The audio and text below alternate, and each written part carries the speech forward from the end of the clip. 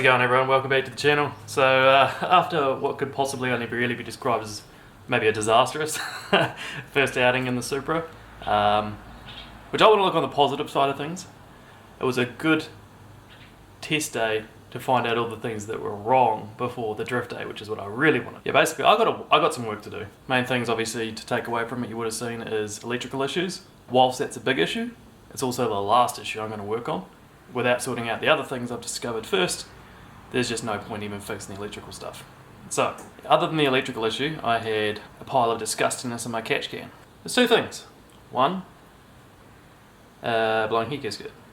I hope not, but hey, I ain't gasket fucker, you never know. Two, which I'm hoping it's two by the way, is a whole pile of excess condensation that was in the motor from just all the cold starts. And like the car actually hadn't been driven since I changed the head. Just been idled in my garage and tested.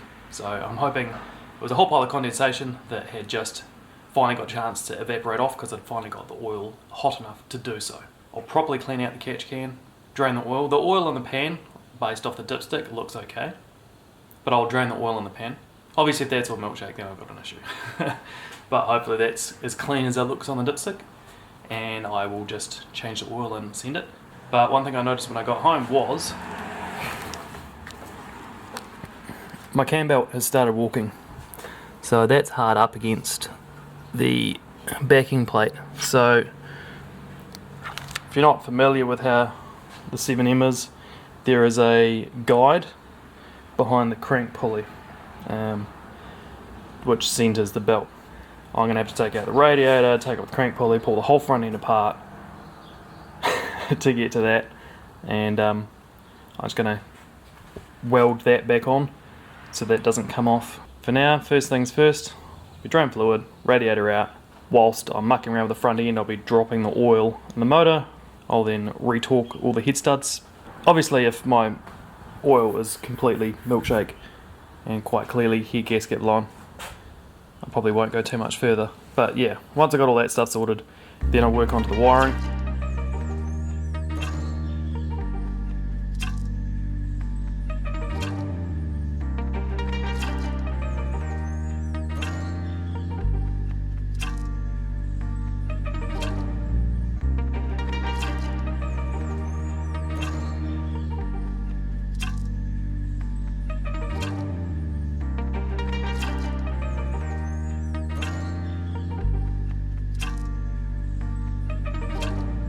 One of the many downsides of where I've mounted the power steering cooler is I can't be bothered splitting all the lines and everything, so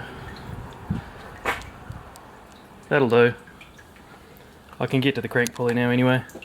So I got the trigger wheel off now, and crank trigger and pulleys.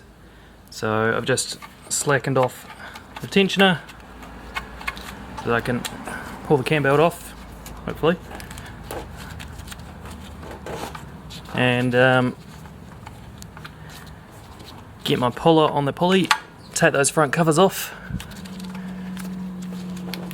inspect my tensioner. I'm assuming I'm correct with what's happened. Tensioner, a guide, and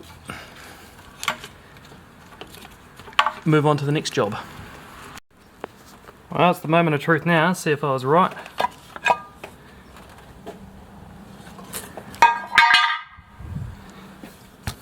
Pull this belt out of the way.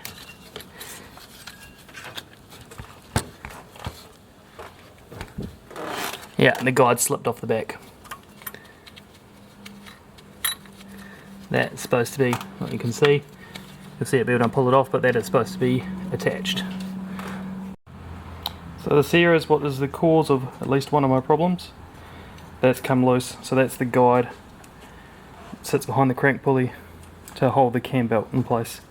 So it has little clips for that to clip on. I'm sure I could press it back on again, but I don't trust it. Not that this was like the hardest job in the world. I still just don't want to do it for no reason. So I'll press that back on and put a couple of tack welds. Well, thankfully the oil seems alright, it's not all milky or anything like that, so the coolant's fine. The oil's fine. You might see a bit of a film on top. It's just because after I saw it was okay, I went to town with the degreaser underneath the car and got some in the bucket. But yeah, it's dirty, but it's not milky, so that's alright. So yeah, fingers crossed it was just condensation. So I will crack on now with retorquing the head studs, get some tack welds on that. I've just tapped that back together and it's sitting alright, but obviously I don't trust that. It's probably going to fall off again straight away. So yeah, do the head studs, put some more oil in it, put everything all back together. Oh, that's right. Fuel pressure regulator is kind of cable tied there because that hose tore as well, just on the flex fuel fitting. So I might just got to run a little bit extra hose and put the rig back where it was. And we should be good to go back together for drift day on Thursday, which is, well, basically I got 3 days to get it back together. Should be plenty of time. So I'm just about to retorque the head now. See a little condensation, a little milkiness on top of this cap here, which is where the oil cap is, but nothing anywhere else, and all the oil that's sitting in all the galleries is clean as well. So fingers crossed. Fingers crossed. I guess also when I retorque the head, I'll see if there's any that are scary loose.